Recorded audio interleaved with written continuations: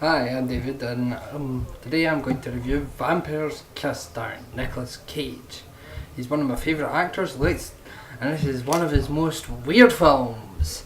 So let's take a look at the weird face that is Vampire's Kiss. First off, we start off with Nicolas Cage as a law firm attendant named James. So basically what happened, we get the opening title and it's sweeping scenes of New York for like over 3 minutes, and it gets really quite boring. For it I was just going like, do something, come on. We later see I just laughed at one of the writers' names. It was written by Barry Schlitz. This film's a load of Barry Schlitz, but let's go. Cage has a really weird accent in this, and straight away you can tell he's just putting nothing into this film. And if he's putting nothing into this film, why should I care? And we later see that he is visiting a psychologist before any of the main plot points happen. It's never really shown why he's visiting a psychologist, but it seems as a plot device anyway. To me, the woman sounds quite a lot like Nicolas Cage, but like normal voice, not the voice that he's acting with in this particular film. So I'm just like constantly thinking, does Nicolas Cage have a time machine and he's going back so he can star twice in a movie and is just racing and drag in the future? That's what I think anyway. So later on we see a woman interested in Cage within 4 minutes of the film, which immediately makes me doubt the realisticity of this film. I mean, I don't believe it already. It's too far removed from reality. A woman liking Nicolas Cage? What the hell? Anyway, we get to hear more of Nicolas Cage's accent, and I swear to God I nearly killed myself at that point. It's just so bland and... no, Cage, why? So we see that Cage brings back his hoe and go to back to his apartment so he can have Cage-like sex with her. But unfortunately they're interrupted by a vampire bat.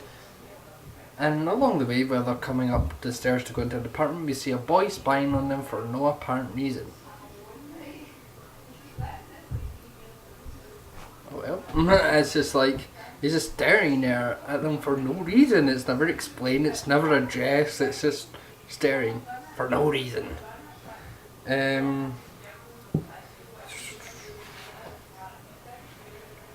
So Nicolas Cage is getting undressed and he's just like get down the normal up, undoing his tie, taking the belt off. Then he takes his jacket off and he flings it as hard as he possibly can, like it's his nemesis or something like that. It's just like, what? And during the kind of foreplay kind of thing, he stops in the middle of the foreplay and starts playing chess with her. Just like, yes, chess means sex. Anyway, so we see the vampire bat comes out of the shades, and it's just supposed to be a really scary thing, but it's completely not. The vampire bat is complete bullshit. And Nicolas Cage tells it to shoo. And I wasn't sure whether he was telling the bat to go away or he was just looking for a shoe. A little emotion, please? No, too much to ask? Okay. So later on we see the woman leaving the apartment and the boy's still staring at the door. And it's just like, what the fuck? And then we see him getting pulled away. It's not part of the... I'm now convinced that this boy was not part of the plot. He was just like a boy. And he just happened to be in the set at that time, and getting pulled away was security finally catching up with him. Cage laughs in this, and it's the most disturbing laugh I have ever seen. It's ha ha ha, ha ha ha. That's just like, is that what you're going with? Really? Are you even human? So we later see Cage getting dressed to go back on the night in the town. He's just putting he's putting on his clothes on and on, and then he's putting his glasses on. He's like, yeah, I'm so fly. Yeah. And I just when I seen him putting on those Cage sunglasses and then taking them back off, all I heard was like, yeah, from the CSI thing. So we see Peter Nicolas Cage works in a foreign distribution for a legal firm. Basically, it's not much goes on. He just sits at the desk and orders people about. Really, the perfect role for Nicolas Cage, really. So we see Peter again goes to the psychologist again, explaining about the night before and how he was turned on by bats.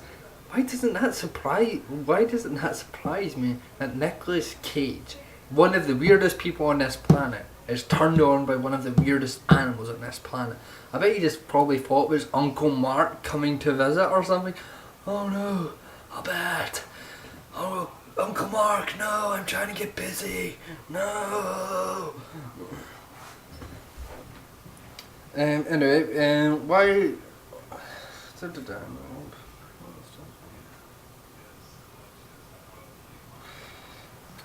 Anyway, I think he must have wrote that scene where he's just like saying, "Yeah, I'm turning on my bats." It's just like, okay, thanks for that insight into your psyche, Cage. But let's go back to acting, shall we?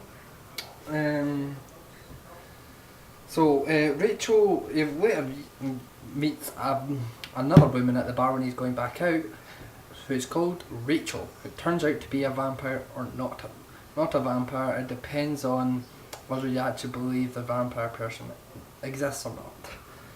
Which I'm not entirely sure she did, or because we see later on in the morning Nicolas Cage is shaving and she's like bitten beforehand and he's not got any marks in its neck, but later on he's got he cuts himself there. And then he puts a plaster on and he thinks that's where he's been bit by the vampire woman. But I'm not entirely convinced that the vampire woman existed. Because it never really... I don't know how else to explain it, that nobody really interacts with her apart from him. And he never shows the bite to anyone. It's just that his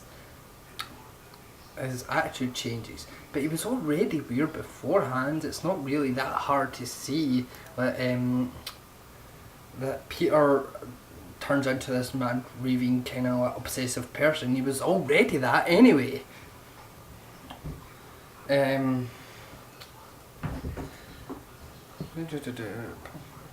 So, for some reason, we see Peter bringing coffee back to this vampire woman who had then disappeared, and then he wakes up from a dream. So I'm just imagining him, he's just going like, oh, I'm bringing coffee. Oh, she's another. Pointless. We also see him going to an art exposition with another one of his hoes on the go, who's called Anna. So she asks him what he thinks of the art exposition. She says, "Do you like it?" And then, I swear to God, Cage has one of the funniest lines in this film. And if you know this film, you know how funny this line is. How funny this is to me. Because the rest of the film is just hilarious. But this is one of the funniest things. He just says, "Gotta take a piss." This...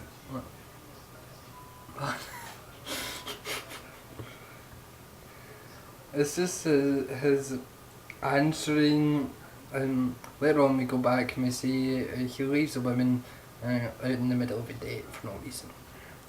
So we hear the next scene we hear is answering the woman's call that he had left, and it's that answering machine still sounds less robotic than what he does. Anyway, so Cage the next day goes to see a psychologist again, but we hear him describing last time about the bat and all that, and then the psychologist is asking him to explain it further, but he just says he was a little bit drunk and a little bit horny. So I'm just guessing that that's actually Nicolas Cage's explanation for his entire career. And it's just this, like, that's what he wants written on his tombstone. Just like, I did the Nicolas Cage, born whenever he was born and died 2050 fighting off several mutant armies. Just, I did the film because I was horny and drunk. You can just see that happening so easily. So after a while we see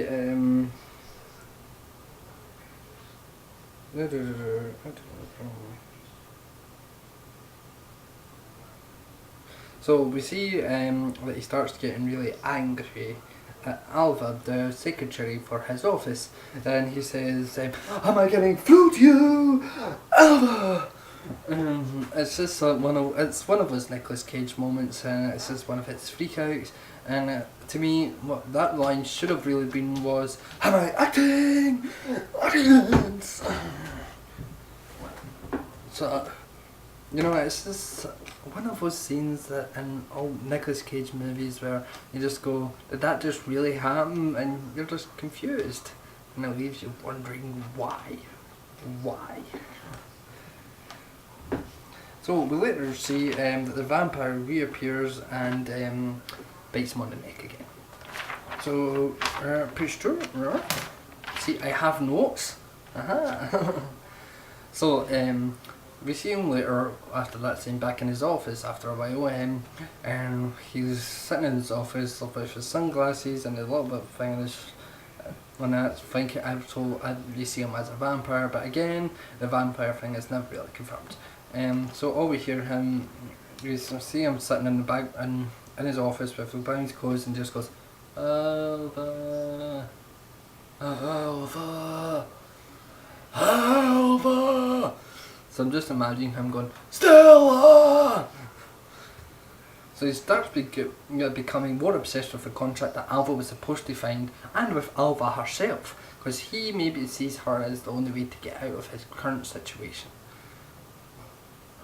So later on, after still not being able to find the contract, and for the vampire attacking him again, he destroys his entire apartment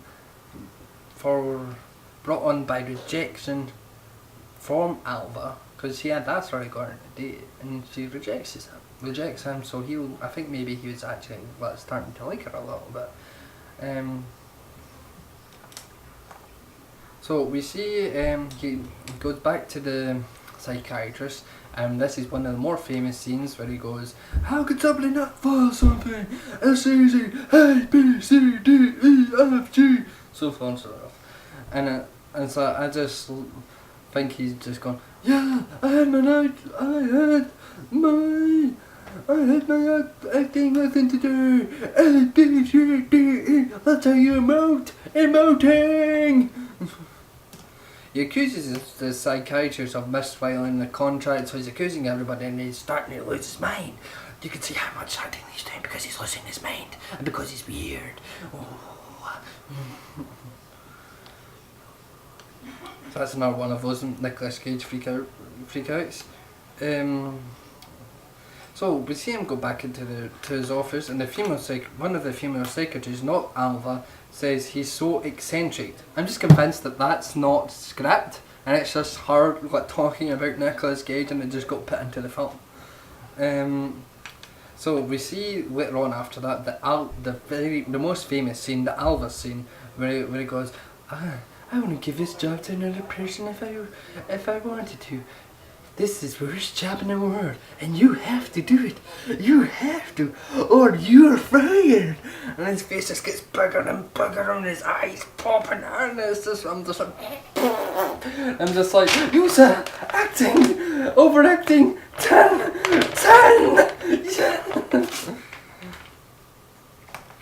So later on, obviously after this, that Alva phones off work sick. Of course you would have quitted that by this time. Nicolas Cage, bloody freaking out at you every 2 seconds. Come on, who'd be up with that? But although it would be cool. Just wondering what's going to set him off next. It'd be amazing. So we see Nicolas Cage forging more obsession with his contract and more obsessive with Alva I think he sees her as the only way to get out of his current situation. So at that point we see him beating her brother, and we later see that his brother murders him eventually. So we see after the person he's been looking for the contract later says that he's going to be fired in 2 weeks' time. So we see him going into the office and he just goes, "Boo! Boo!" And that's supposed to be him crying, and he's just literally saying, "Boo! Who? Acting?" And then nothing really happens for a while, apart from he gets attacked by the vampire again, and he says he loves the vampire. But again, the vampire is not confirmed. So I'm really convinced that vampire doesn't exist. So then we see probably the most famous scene, which is, "I'm a vampire! I'm a vampire! I'm a vampire!" So at this point I was just like, yes, and I was laughing. I was like, "Acting score 188! Overacting score 188!" Ah!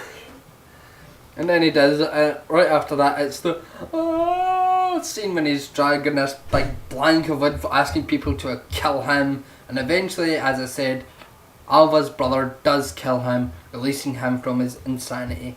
And we later find out, and we never find out if the vampire's real or not. So that's Vampire's Kiss. What do I think of it? It's actually good. It's like how it's so bad that it's good. It's on the level of The Room. It's that bad, but it's just so hilarious to watch Nicolas Cage emote this character. It's just like crazy. I don't understand what made him do this role, but it's just hilarious, and I'm so glad that he did it. Out of 10, I'd probably give it 6 or 7, even though I love it, and actually I'm going to watch it again if it's that good. It's just, everybody else in the film is an okay actor. It's just him. He makes the film so weird. It just goes a place where it doesn't need to, and Nicolas Cage brings that weird zaniness that he always brings to any role that he's ever in.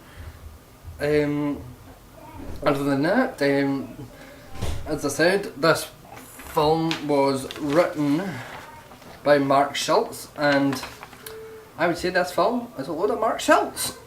So join me again when I review another crappy or good film. It depends on how I'm feeling that day. So my name's David Gouck, and I bid you adieu.